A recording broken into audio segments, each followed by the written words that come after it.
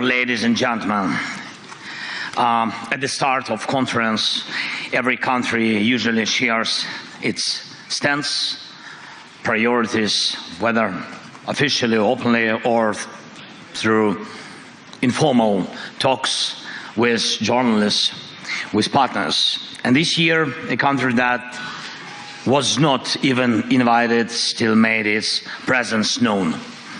A country that everyone talks about here, not in a good way.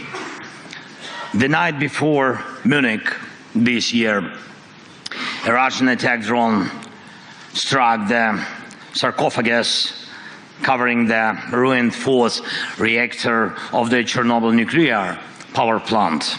It was a modified Shahid drone, Russian drone, a technology passed on to Russia. Its warhead carried at least 15 kilograms of explosives.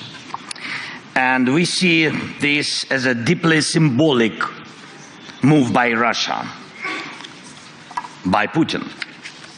Just recently in Ukraine, we discussed the crucial role of nuclear energy in keeping the country running despite Russia's constant attacks on our Ukrainian energy infrastructure.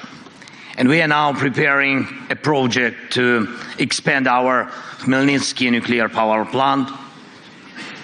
Just one day before the Munich, I was there on the plan, and with involvement from American businesses and including Westinghouse.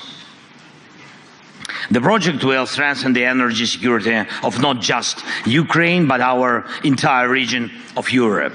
And we also recently spoke with President Trump and his team about nuclear energy and Europe's largest nuclear power plant, our Zaporizhzhia plant, which is currently occupied by Russia. And Russia responded by sending a drone to hit Chernobyl's sarcophagus, which shows radioactive dust and debris. And this is not just madness. This is Russia's stance. A country that launches such attacks does not want peace. They don't want. It is not preparing for dialogue.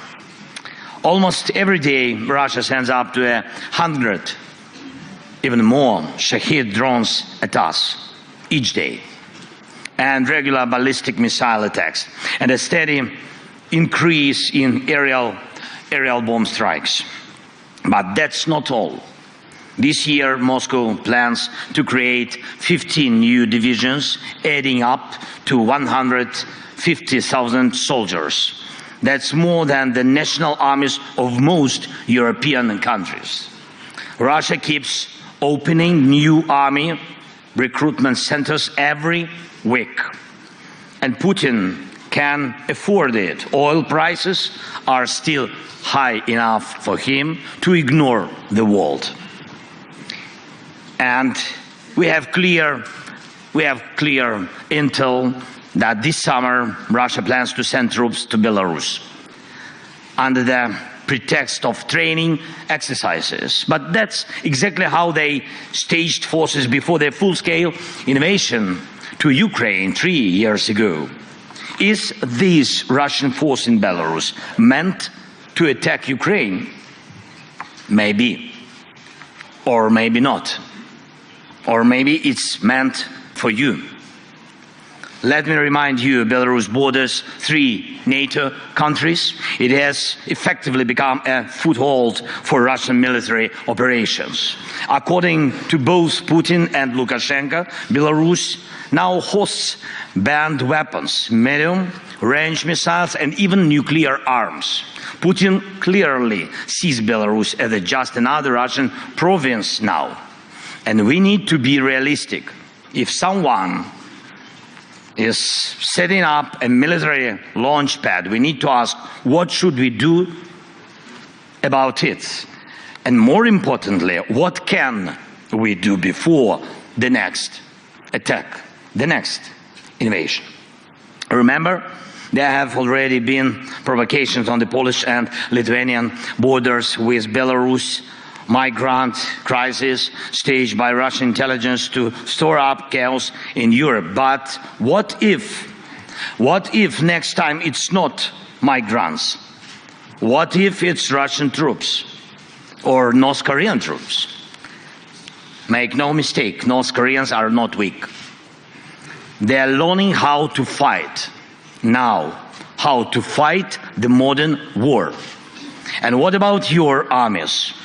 Are they ready? And if Russia launches a false flag operation or just straight up with no insignia from Belarus, like how Crimea got taken in 2014, how fast will the allies respond? And will they respond at all? Yesterday here in Munich, the US Vice President made it clear. Decades, he said, decades of the old relationship between Europe and America are ending. From now on, things will be different, and Europe needs to adjust to that. Ladies and gentlemen, I believe in Europe, and I'm sure you believe too. And I urge you to act for your own sake.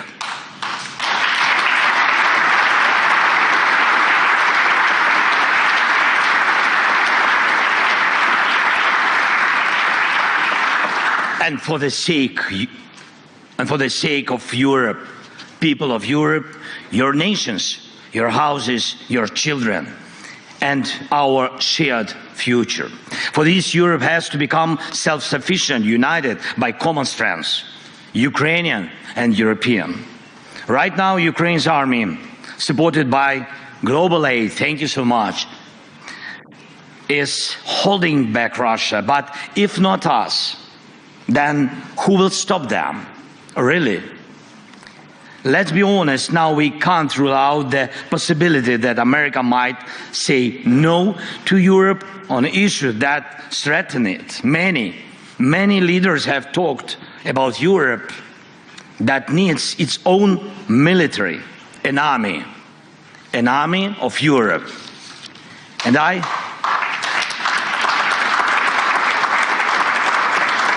I really believe that time has come. The armed forces of Europe must be created. This is not harder than standing firm against Russian attacks, as we have already done.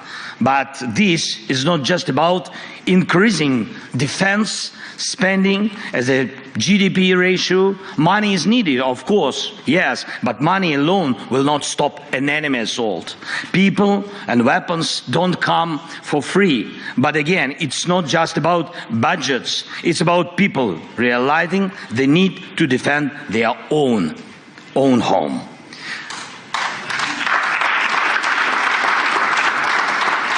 Without Ukraine's army, Europe's armies will not be enough to stop Russia. It's reality for today. Only our army in Europe has real modern battlefield experience. But our army alone is not enough too. And we need what you can provide: weapons, training, sanctions, financing, political pressure, and unity. 3 years of full-scale war have proven that we already have the foundation for a united European military force. And now, as we fight this war and lay the groundwork for peace and security, we must build the armed forces of Europe so that Europe's future depends only on Europeans, and decisions about Europe are made in Europe.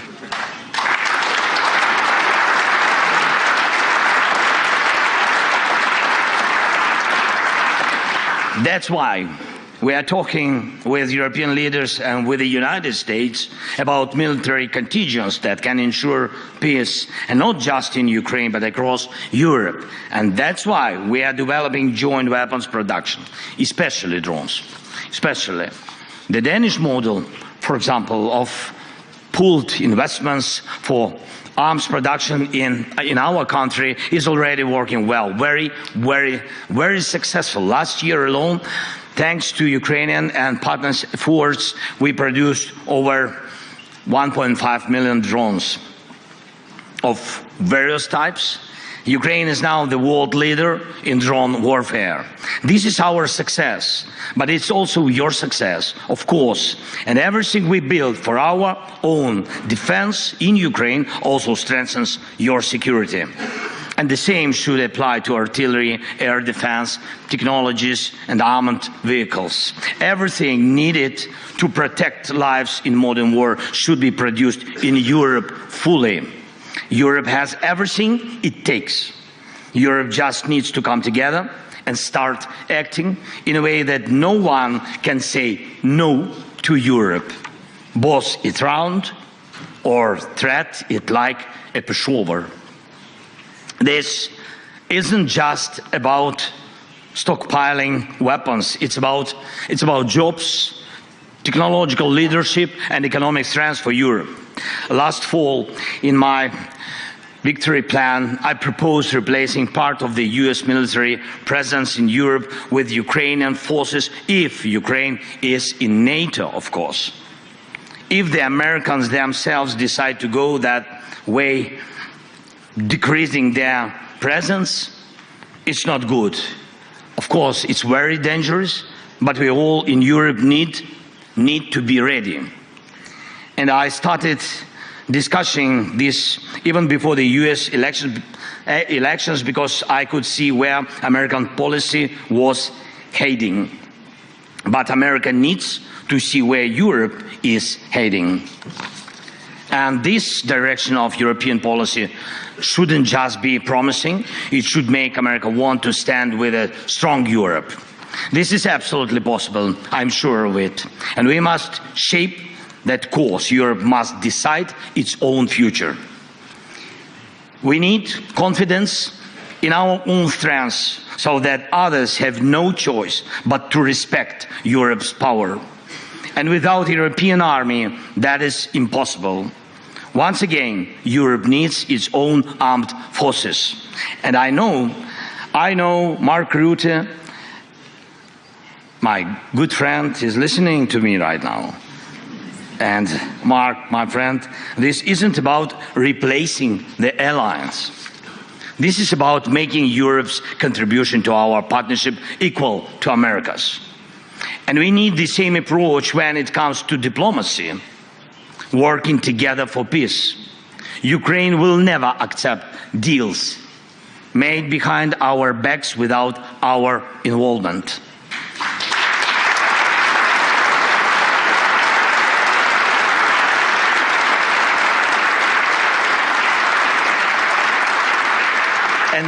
And the same rule should apply to all of Europe. No decisions about Ukraine without Ukraine, no decisions about Europe without Europe.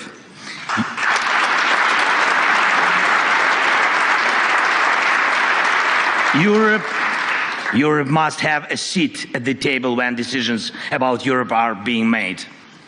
Anything else is zero. If we are left out of negotiations about our own future, then we all lose. Look at what Putin is trying to do now. This is his game. Putin wants one-on-one talks with America. Just like before the war, when they met in Switzerland and looked like to carve up the world.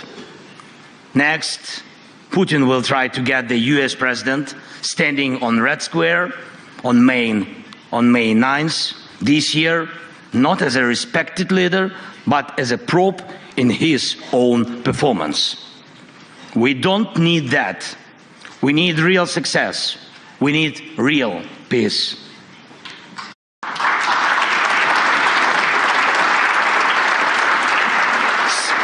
Some in Europe may not fully understand what's happening in Washington right now, but let's focus on understanding ourselves right here in Europe. We must give strength to Europe first. Does America need Europe as a market? Yes. But as an ally? I don't know. For the answer to be yes, Europe needs a single voice, not a dozen different ones.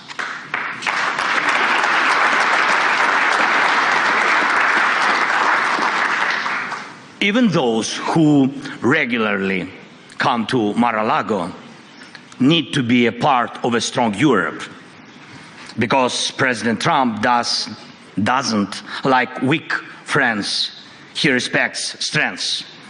Next, some in Europe may be frustrated with Brussels, but let's be clear.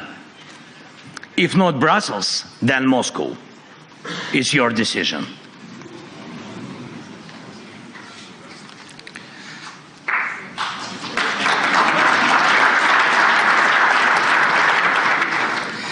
That's geopolitics. That's history. Moscow will pull Europe apart if we, as Europeans, don't trust each other. A few days ago, President Trump told me about his conversation with Putin. Not once did he mention that America needs Europe at the table. That says a lot. The old days are over when America supported Europe just because it always had. But President Trump once said, "What matters is not the family you were born into, but the one you built." We must build the closest possible relationship with America, and yes, a new relationship, but as Europeans, not just as separate nations. That's why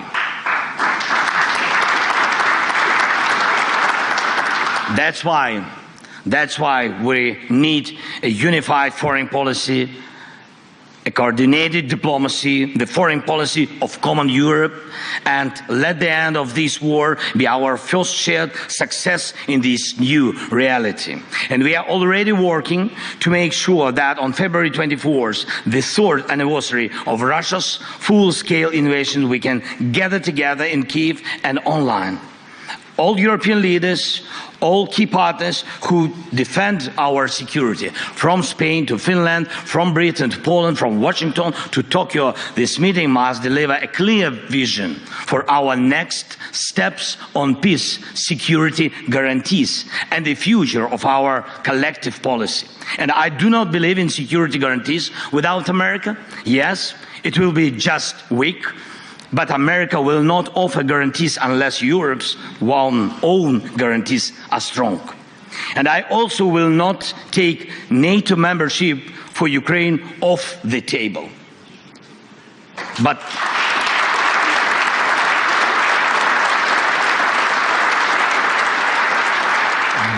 right now, the most influential member of NATO seems to be Putin, because his whims have the power to block NATO decisions. And that's despite the fact that it was Ukraine's army that stopped Russia, not a NATO country, not NATO troops, but only our people and our army. And there are no foreign armies fighting on Ukraine's side in this war, but Putin has lost almost 250,000 soldiers in this war. Over 610,000 have been wounded. Just in the Battle of Kursk, our troops eliminated nearly 20,000 Russian soldiers. We completely destroyed the North Korean units that Putin had to bring in because his own forces were not enough to hold back our counteroffensive. For over 6 months now, Ukrainians have been holding a foothold inside Russian territory, even though it was Russia that wanted to create a buffer zone inside our land, in Ukraine. And I am proud of Ukraine. I am proud of our people.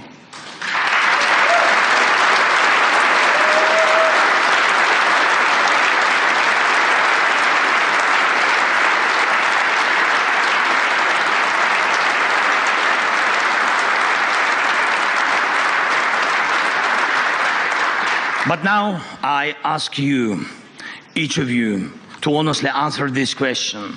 if Russia came for you, could your army fight the same way? I don't want anyone to ever have to find out, God forbid. That's why we are talking about security guarantees. And that's why we believe that the core of any security guarantees for Ukraine must be NATO membership. Or if not that, then conditions that allow us to build another NATO right here in Ukraine. Because at some point there will be a border between war and peace. Where that border is drawn and how strong it is up to us. My proposal: Ukraine's eastern border, Belarus' eastern border, the eastern borders of the Baltic states, Finland's eastern border. That is the strongest security line for all of us in Europe, because that is the line of international law.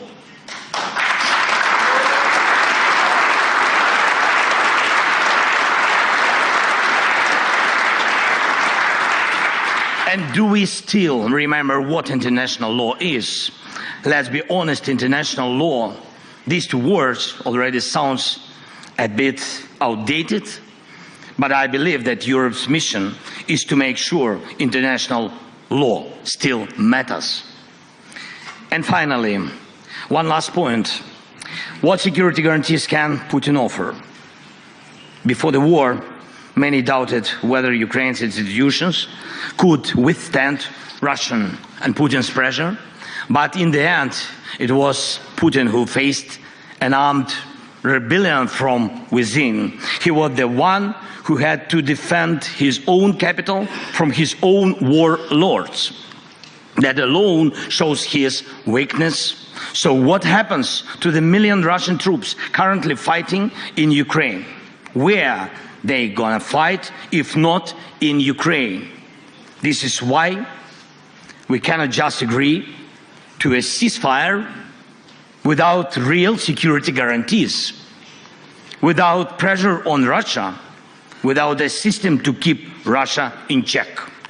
To fight us, Putin pulled troops from Syria, from Africa, from Caucasus, even from some part of Moldova. And right now, he faces a shortage of fighting forces. And if this war ends the wrong way, he will have a surplus of battle-tested soldiers who know nothing but killing and looting. And that is yet another reason why this war cannot be decided by just a few leaders, not by Trump and Putin, not by me and Putin, not by anyone here in Munich sitting down with Putin alone. We must apply pressure together to make real peace.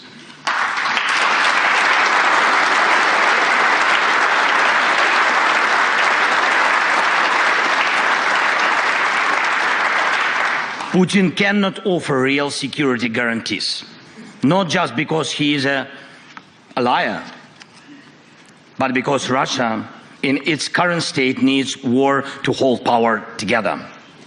And the world must be protected from that.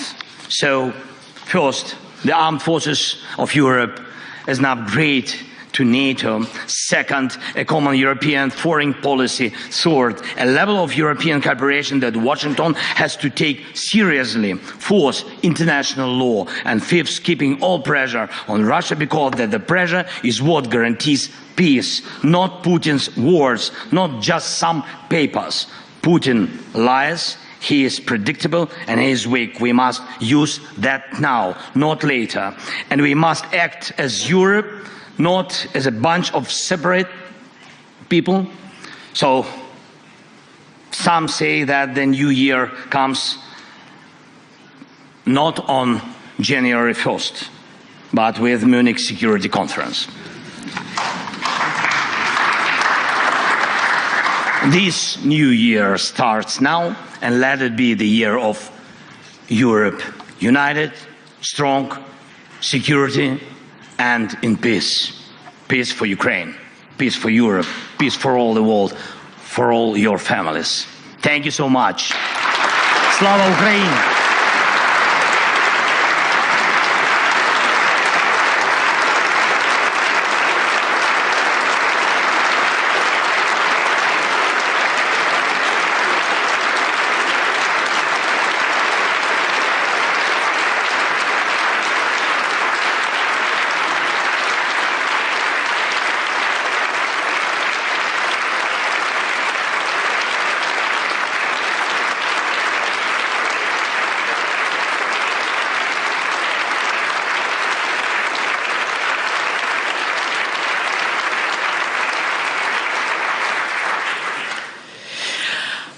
Mr. President, thank you. Thank you very much. That was a stem winder of a speech with a lot of challenges thrown down. I want to ask you to expand more on the American piece of this. You, after your phone call with President Trump, said that you did not hear enough detail to make this a peace plan. Can you just elaborate what you meant by that?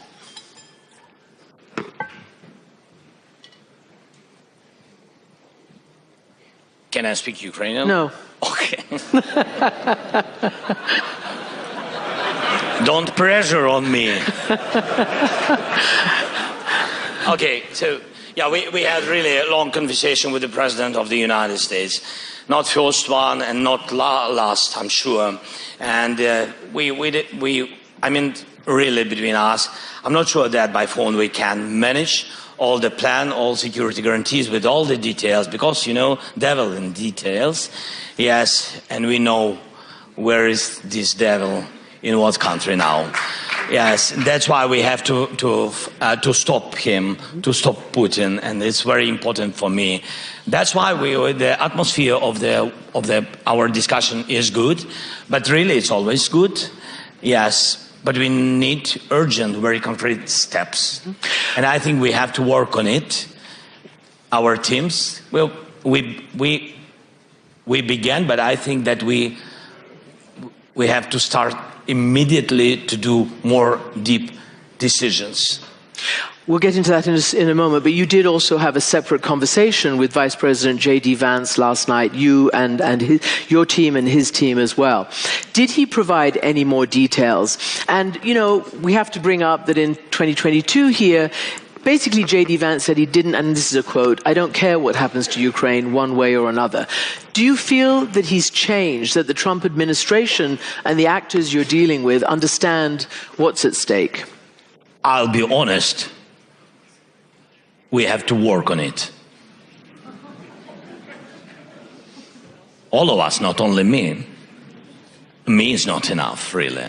I think we have to work because I think that, you know, we together in Europe, the war is in Europe, and America is far from the invasion.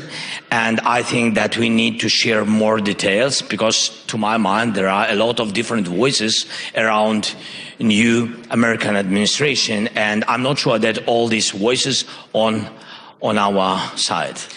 That's why we have to work with these people, even with some Europeans, as I said. Yeah. If I was understandable, I don't know, yes, about Mar-a-Lago, about there, yeah. It was clear. It was clear, but I want to repeat it, yes. It's important. It's important for them to be clear. Do you want to name names while we're at it? I know names, of course. I'm not sure that it's, yeah. Let's just get back to President Trump. At a press conference... You said about Orban. Oh, sorry.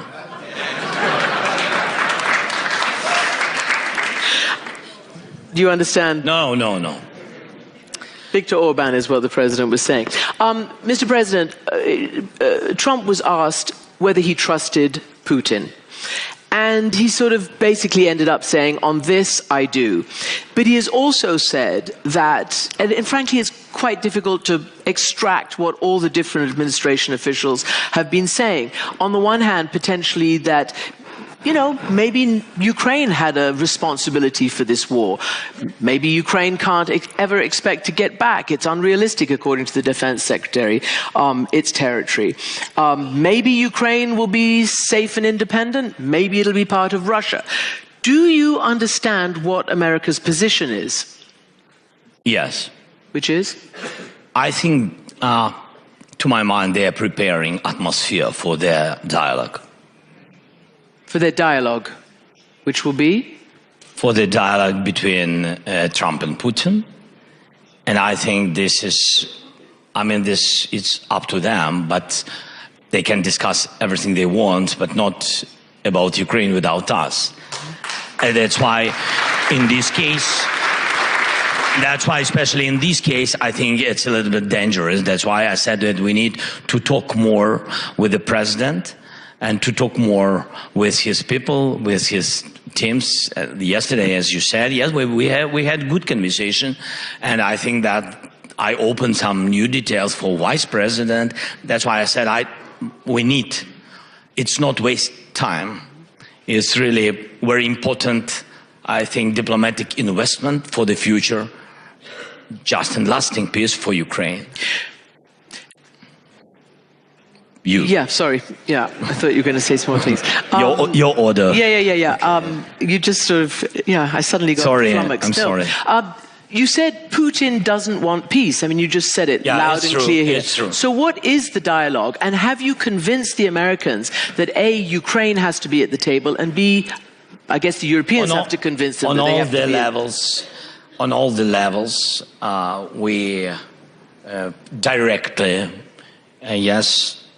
very directly, send these messages that we have to prepare security guarantees like a main part of the stopping Putin and stop this war, and very important, essential, and we say that it can't be without us, and that's why I don't know if we don't have, from my point of view, if we don't have for today common plan, it means for me that United States doesn't have.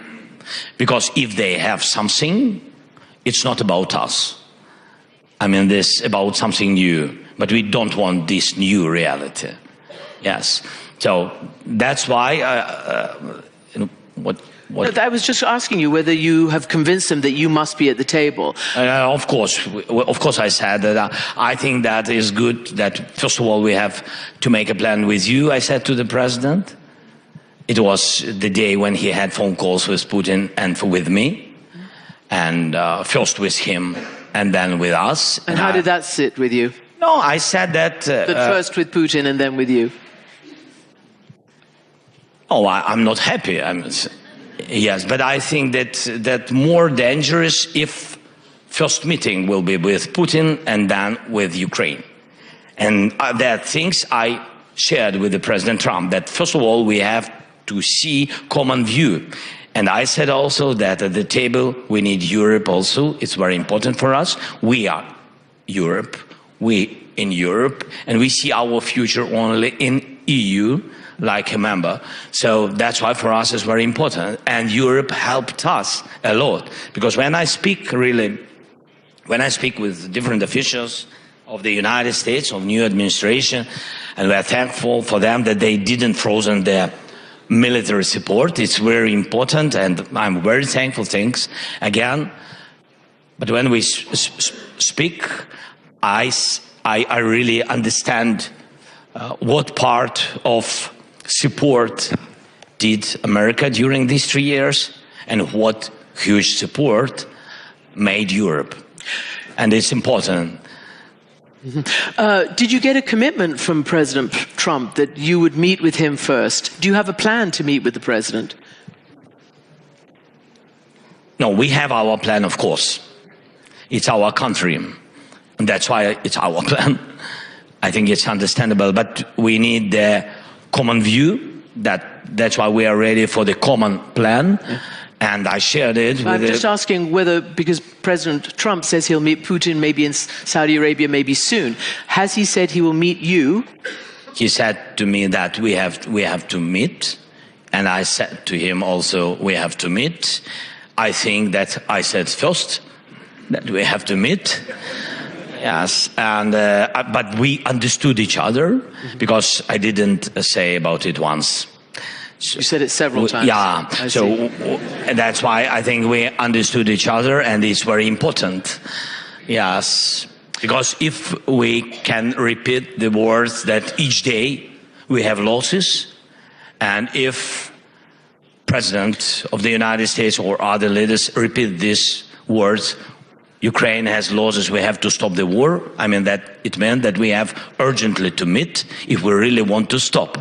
To meet with the concrete dates and days and plans. So you talk about losses, obviously heavy losses. You mentioned Russia's heavy losses as well. Yeah. You were talking to President Trump, and you know that last year, around this time last year, it was President Trump and his allies in Congress which delayed for approximately 7 months the aid that was meant to come to Ukraine. When I spoke to General Syrsky, your commander in Ukraine, just a few months ago, he said the delay in aid did cost lives, cost territory, and cost a lot of, strategic effort in Ukraine.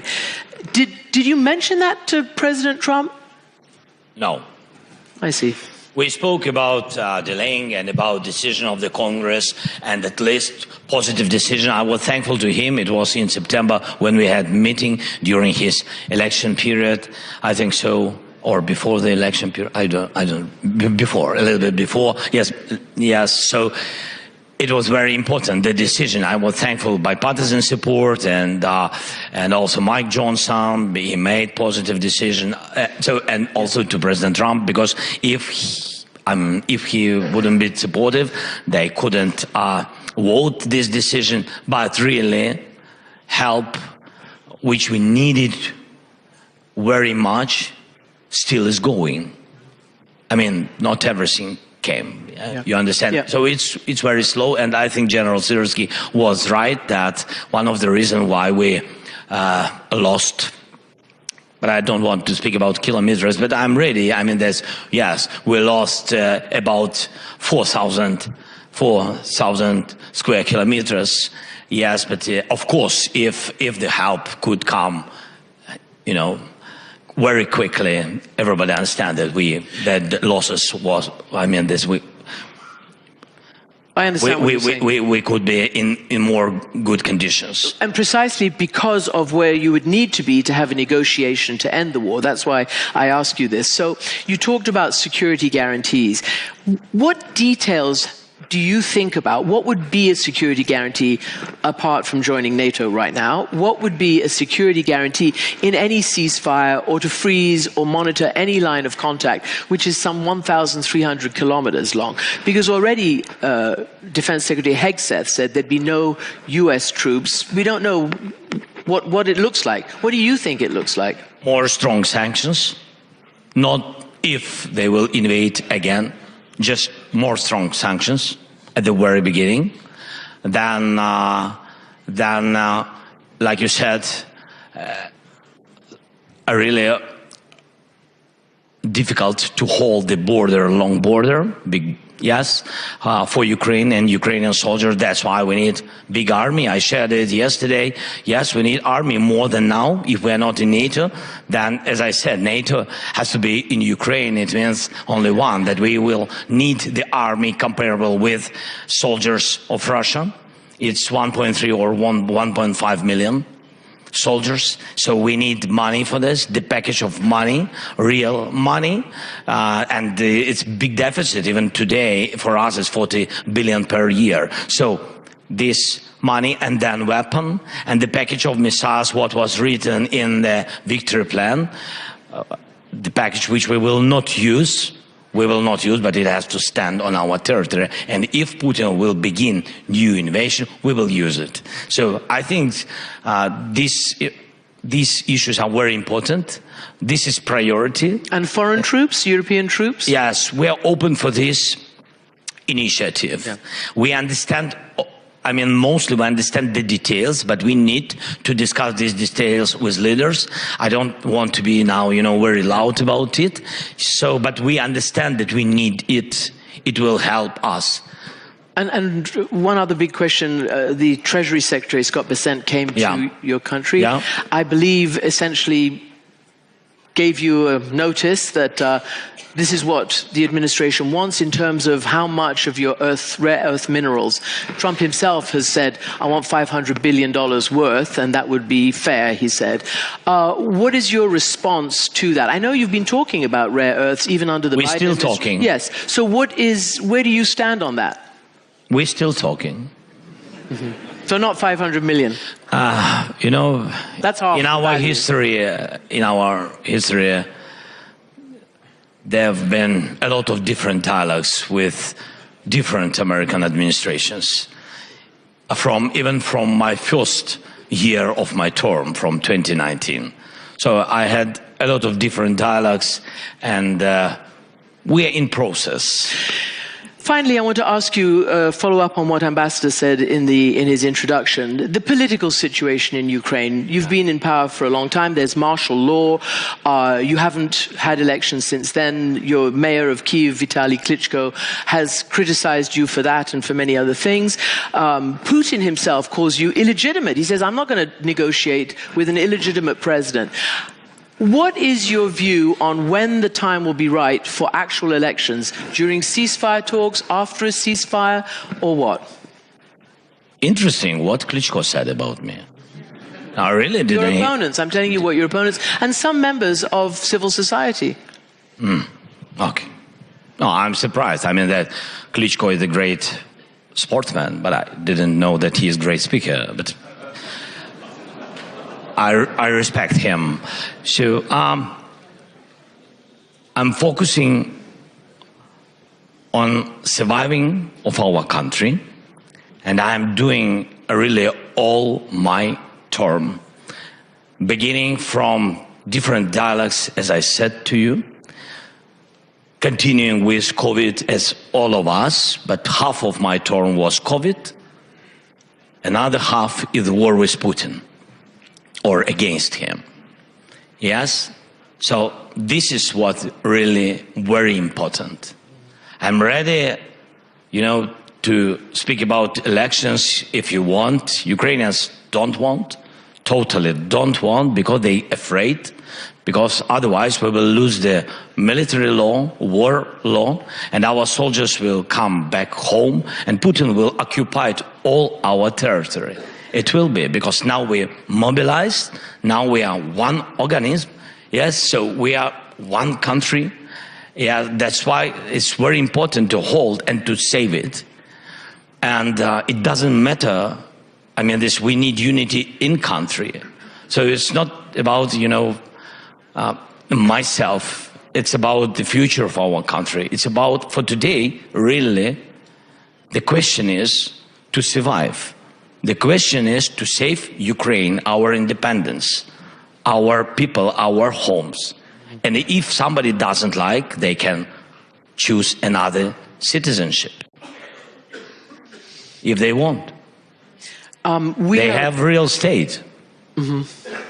Did you somewhere. say, what, real estate? Yeah. Mm-hmm.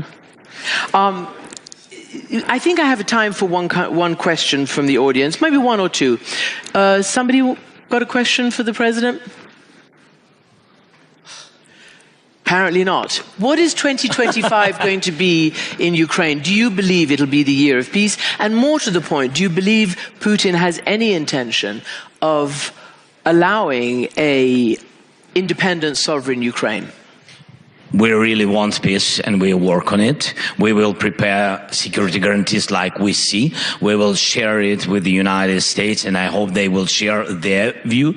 As I said, common view for me is very important to hear all our partners in Europe who helped us, in EU plus, of course, because UK, our partners, big partners, and that's why it's very important to prepare during months all these things, to share it with the President of the United States, to find time for this, to our common meetings, to make this common plan, then to put it on the table for Putin. And do everything. That things what really President Trump, he's strong, he can do. Put sanctions or pressure in any ways, in any case, how he wants. And after that, to stop this war this year, 2025, make a peace in Ukraine. This is our plan. That's what we really want, and that's what we will try to do. Did you tell, as was reported, President Trump, that Putin is only doing this and agreeing to talks because he's afraid of Trump? Did you tell him that? Yes.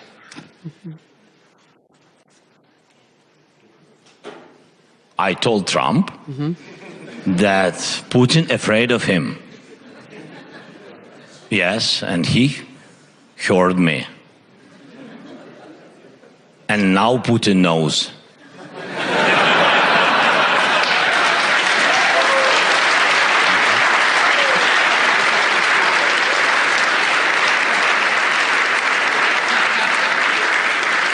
I shouldn't be laughing, but you do make me smile. So, we Mr. want President, peace. thank you very much. We have to live and we have to smile when we have time, That of is course. True.